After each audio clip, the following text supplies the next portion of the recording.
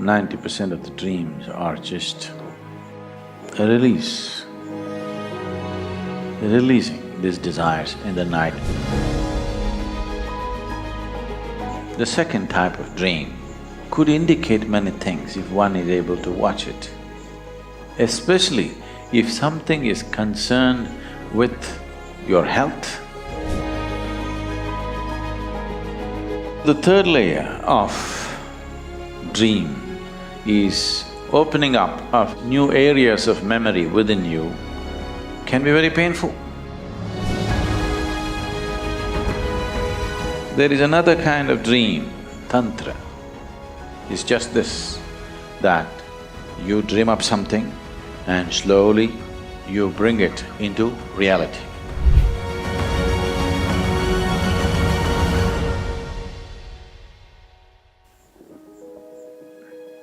One was saying, a dream.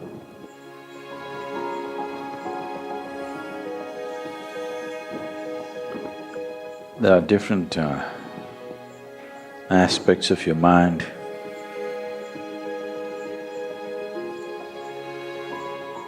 And the existence, which we refer to as dream. You have of course heard of the famous speech, "Yes, I have a dream."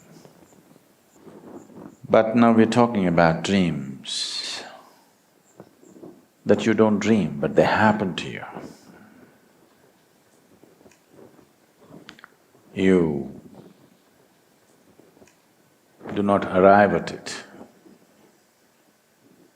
because of the nature of life that you're experiencing, but seem to happen to you from somewhere. These dreams can be categorized into four categories. These four can be further categorized into many, many more, but we will look at the four. 90%, I would say, or more. 90% of the dreams are just a release.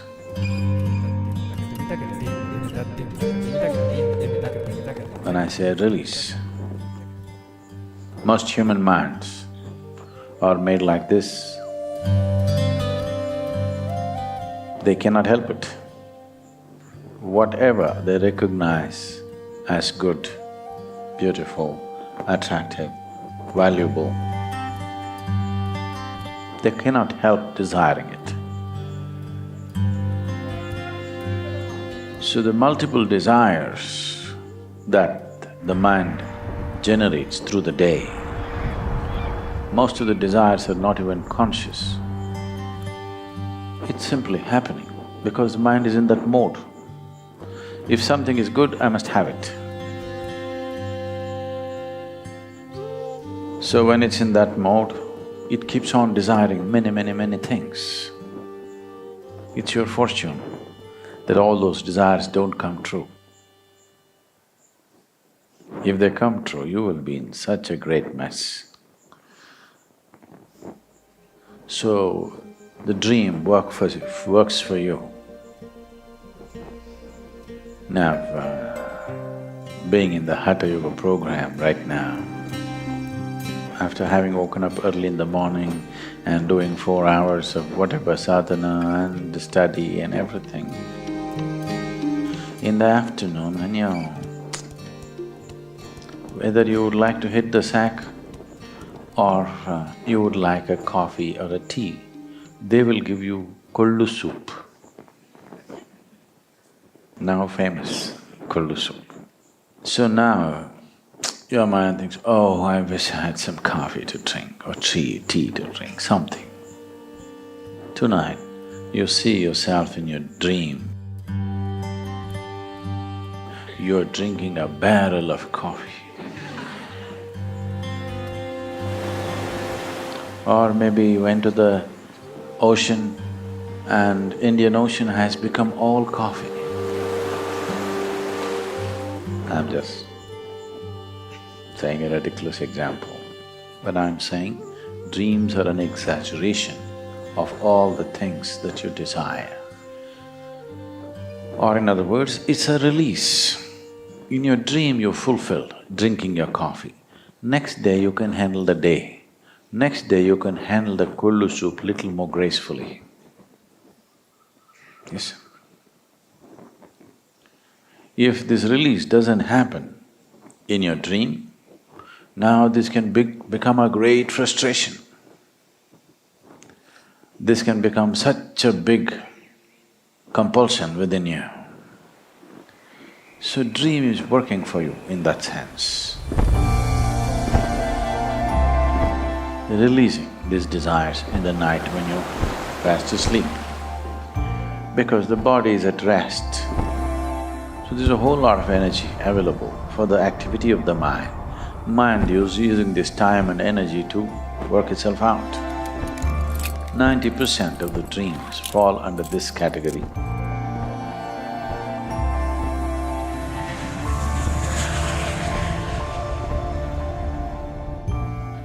There is nothing to do about this, nothing to remember, no need to remember, let it go. But if you're having a lot of dreams on a daily basis, now you must look at the day. You must become more conscious. The more conscious you become during your day, you will see the less dreaming will happen in the night. More unconsciously you aspire for everything around you, the more dreaming will happen. This distinctly in your experience. You just meditate strongly enough through the day, you will see that night when you sleep. It's not that there's no dreaming at all, there is, but it is considerably less. Another manifestation of the dream is,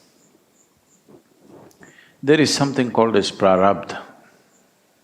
Prarabdha means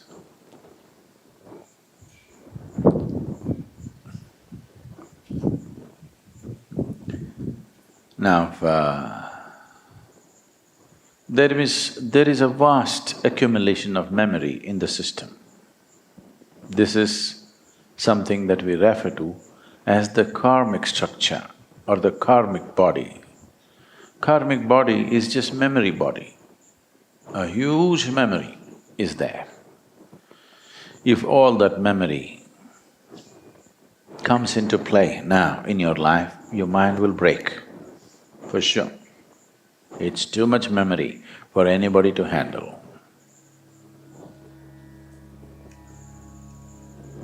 This happened to me 30 years ago.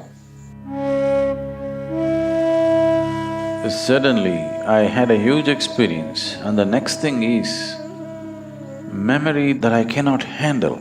Lifetimes of memory just rushing through my mind, almost like my mind is going to break.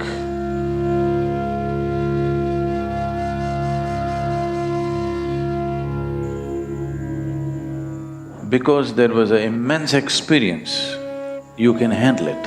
Otherwise, your mind will break when such memory falls upon your mental structure. It cannot handle the latent memory becoming an active process. So, nature has devised a way, or your own system has evolved a way of taking up one part of the memory as the allotted memory to be dealt with right now. This is called as prarabdha. It's a very common word that it was a normal conversation during our grandmother times. These days, it's all going away. But even now, in the villages, I think it's very much there. If something is not happening the way they thought it should happen, they say, "Ayo, prarabdha." That means it's already allotted memory, it's coming, it's playing. It's not happening here, it's happening here. But that is also ascribed to what is imprinted within you is playing out in front of you. So that is the second type of dream, it is playing out. It is playing out in your day-to-day behavior, in your thought, in your emotion, the way your body feels. If you observe carefully, you will see every day when you wake up in the morning, if you observe very carefully, not just the muscular structure of your body, if you observe carefully how your body feels, you will see every day it will be different. Because prarabdha plays in a certain way, creating everything that happens, every memory release that happens on the mental structure will naturally create a certain sensation or a sensory pattern in the physiological structure. So, depending upon what type of prarabdha on that day, your body begins to feel in a certain way. If people who are conscious, if you observe the way your body feels, today you know what's coming. Many of you might have noticed on certain days, when something acute happened, somehow in the morning itself you're feeling funny and you went and crashed somewhere. Many people, they need not be enlightened or super conscious about what's happening within themselves, but many so-called ordinary people might have felt this when something acute is coming that day. Already when they woke up in the morning, they were feeling funny, and because they do not know how to decipher, they walked into it. Those who know how to decipher, on that day, they will step back. They know today is not a good day. So, not a good day, not because there's something wrong with the day. It's not going to work out for you because your whole pattern is happening in a certain way. Because the memory influences the way your energy functions, your body functions, your mind functions, and what happens around you. So this is prarabdha, finding expression, and the same is happening in the night in the form of a dream. They may have all kinds of strange things mixed up. In these kind of dreams, you will have somebody who is around you and somebody else whom you do not know, a situation that you know and a situation you do not know, all overlapping, mixed up.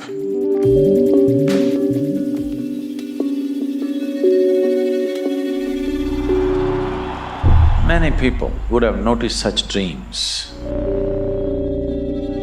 You're in your home, but some strange character is actually in your house.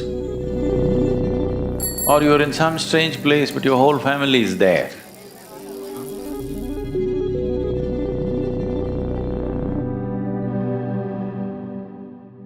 So what is known to you and what is unknown to you, what you consciously remember and what you do not consciously remember, all of them are entwined in this dream. This is a release of prarabdha. This could have some meaning. In the sense, if you don't have to observe the images of the dream, you have to observe the residue of the dream. Depending upon how the dream has worked out, is it just working out of your latent desires, or is some other memory playing a role in making this happen? You don't go about looking at the imagery. Imagery is not important, but the residue it leaves on the body. When you wake up in the morning, how do you feel? See, this is the reason why those who closely watching their life avoid all intoxicants and stimulants. If you're pumping in intoxicants and stimulants, you cannot notice anything. Every day early morning feels like hell anyway.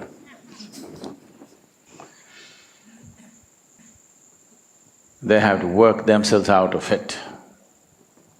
So once you play with the nervous system, all this is jumbled up, this is not even relevant for such people.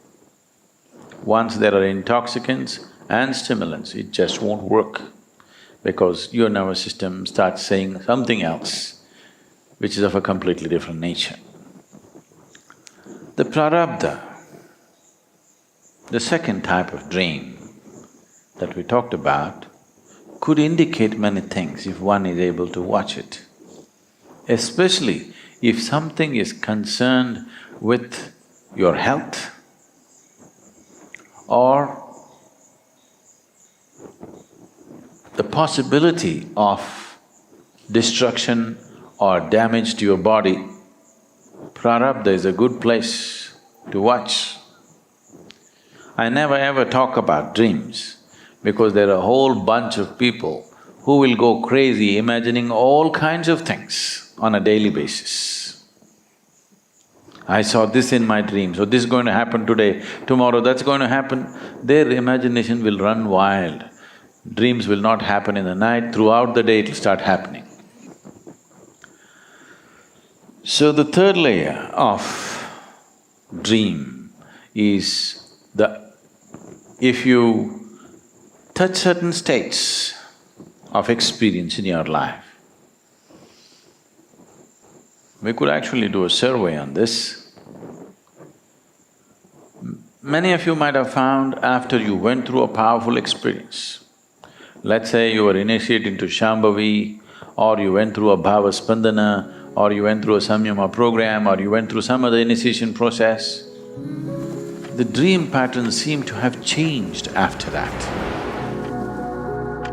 The type of dreams that you're getting has changed, the volume of dreams could have changed, it could have become more or less or something else.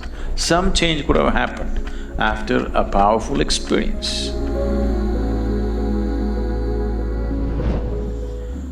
What is the meaning of a powerful experience? A powerful experience means somehow you cross some kind of threshold within you.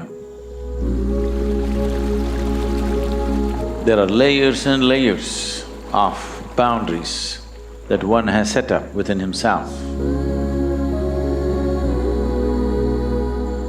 On a particular day you broke through one, or you crossed one layer of something, so the pattern of dream could change.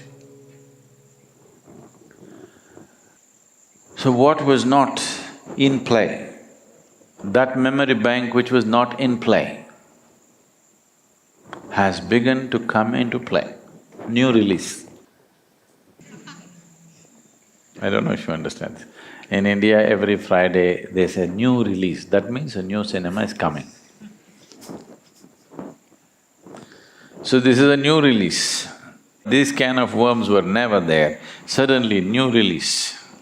Because a powerful experience happened and broke through a certain barrier of memory. These barriers are your protection, because if all of it opens up at once, no mind can handle it, it'll just break. So this is called, this storehouse of memory or storehouse of karmic substance is called sanchita. This means this is a warehouse of memory. If all of it comes, nobody will be able to handle. So, something from that entered your life. That means this life has become a larger scope than what it was before. Your life was playing out to a certain volume of memory. Now if you break through with a big experience, it has become a larger scope. Larger scope means if you handle it efficiently, larger scope is a great thing. If you handle it inefficiently, larger scope is lot of trouble. In fact, that is all human beings are struggling with, that human life has a larger scope than other creatures, that is the problem, isn't it? If you were like any other creature, you could eat and sleep and be fine. Because it has a larger scope, that is the trouble that they're suffering. So, when a larger scope opens up, then if you handle it right, it'll be very wonderful. If you don't, it'll be painful. But even if it's painful, in the ultimate scheme of things, it's still good for you. You don't like that. Now, Hatha yoga is painful, isn't it? Yoga is painful, come on, let's admit it. It is painful, but we still do it because in the larger scheme of things, it's good for us. In some way we understand that, that's why we're doing it, isn't it? So, opening up of new areas of memory within you can be very painful. Because now you're putting your life on a fast forward. What should have been handled probably in a next edition, you're trying to handle it in this edition because you're in a little bit of a rush. You don't want to have one more edition. You want to say everything you want to say in this edition. Now it becomes more complex, isn't it? But if you handle it right, it is very good. Otherwise, it suddenly feels like after entering the spiritual path, everything in the whole universe seems to be kicking you up from every direction. Because that's how it is. Because you opened up another dimension which you are not handling. I don't know how it is where you come from, but in India, there is something called as 10th standard, which is a board exam. Okay. Not much stuff in this class, very minimal, but still this is a place where children are terrified usually, because the examiners are not their own teachers, somebody else is going to correct their paper. So, it all depends how you've been passing till then. Most of them are terrified and anti-diarrheal tablets will sell in millions on that day when the examination comes and all kinds of stuff. This is only a kind of a preparing the child, kind of a rehearse for really graduation for the high school, which comes at 12th standard. If you pass 10th standard, which is supposed to be one milestone in the education process, you don't get into a better place. Suddenly 11th and 12th is in a different dimension of study. Till then it was just this. Suddenly 11th and 12th is completely… everything is multiplying at least 4 times over in terms of syllabi and complexity and everything that you require to study. So passing is not always a good thing. But if you don't pass, you don't go to the next step. If you remain in the same step, you will suffer stagnation. If you move to the next step, you suffer a larger challenge that is bound to be there. So this is just like that. If you remain in the same place, life seems to be comfortable. If you move to the next step, it is definitely next step, but it is a much larger challenge to handle. So in terms of dreams, it finds expression in a completely different way. Once Sanchita begins to find expression in your dream, it will become completely, absolutely meaningless dreams. One spot here, one spot there, one this, one that, nothing will be continuous. It will start happening wild dreams without any meaning. You cannot ascribe any kind of meaning to it. This happened. You heard of Bernard Shaw? Not heard of Bernard Shaw? The playwright? Okay. A new playwright who wrote a play and directed it invited Shaw to come and watch his play. Shaw went, sat there. Within a few minutes he slept off. When the play was over, the young artist or the young writer came to Shaw and said, "I invited you because I wanted your comments, this is my first play." Bernard Shaw looked at him and said, "Sleep is a comment."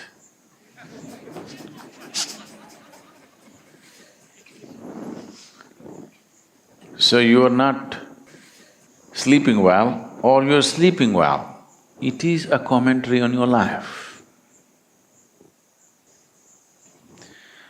There is another kind of dream which is not really a dream. Now, there is Bhairavi here. She is a dream, we dreamed her up. You dream it up in such a way that it becomes a reality. Or in other words, this is a dream to establish your consciousness and your energy in a certain way. I was mentioning the other day also, down under in Australia, the Aborigine people call the time of creation as dream time. Creator dreamed it up. In India, we call this Maya or illusion, or an illusion can be called a dream, isn't it? It's called dream time. The time of creation is referred to as dream time. We say, Leela, he's playing with, Creator is weaving his Maya and playing around. The words Leela and Maya describe creation in the most appropriate manner, because that's how it is. And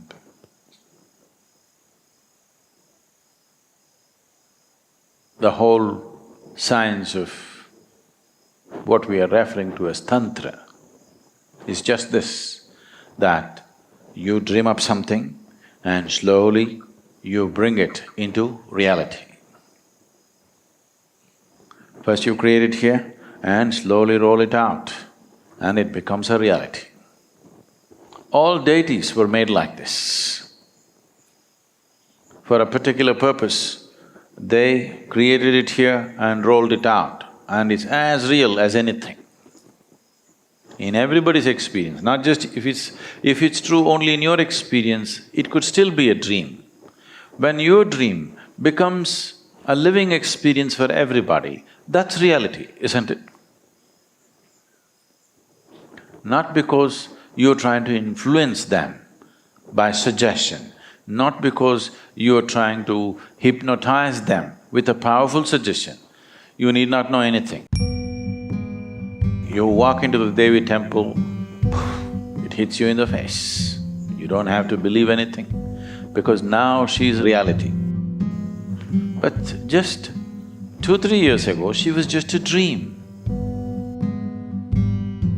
So this dream, now a manifest reality. And all of us happened like that. It's a dream which found a physical expression in a certain way. But without using any material, you can give an expression to a dream. It is not really a dream, this is creation. This is how the whole creation has happened. If you can play with the illusion. When I say play with the illusion, suppose I can play with a ball.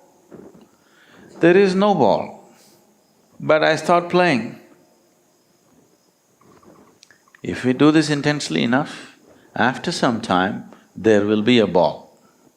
Not that we have to get a ball from somewhere. If you do this, actually you can feel something bouncing around. Not just in my experience, whoever comes here, they can feel the ball. So this is creation. And that also is rooted in your dream, because if you cross the boundaries of Sanchita, then you're touching the dimension, that which is the source of creation. There, if mind can function, usually when you touch it, mind will be so overwhelmed unless it's trained, that it just becomes poof. This probably some people are describing as no mind. You go into a zone or a space where the moment you come in the presence of an energy which is beyond your understanding, you freeze. This cannot be termed confusion. It's a state where mind will not exist unless it has gone through a certain level of preparedness. So when you come in front of, or let's say in traditional terms, you would say, now you faced God. Now your mind is frozen. What a waste, isn't it? So much you need to get there. When you get there, you're frozen. It's still useful, but if your mind is trained enough, if there is substantial sadhana behind you, when you cross that place where there is no memory, right now, your mind exists the way it exists only because there is memory, you understand? When you cross that boundary where the terrain of memory is over, only of perception is there, most minds, I would say 99.999, you can put as many nines as you want, that much percentage of the minds will be frozen if they have no memory to operate. These minds are operating only of existing memory. If memory is taken away, they will not know how to do anything. What you're doing as yoga is to train the mind, train the mind, train the mind to a place where tomorrow if memory falls down, your whole karmic structure just fell down, still you have a mind. Then, if your body falls down, that means if you fall dead, you still have a mind. Now you can navigate yourself where you want, otherwise you go by your tendencies. So these are four types of dreams. The last one you cannot really call it a dream. It is…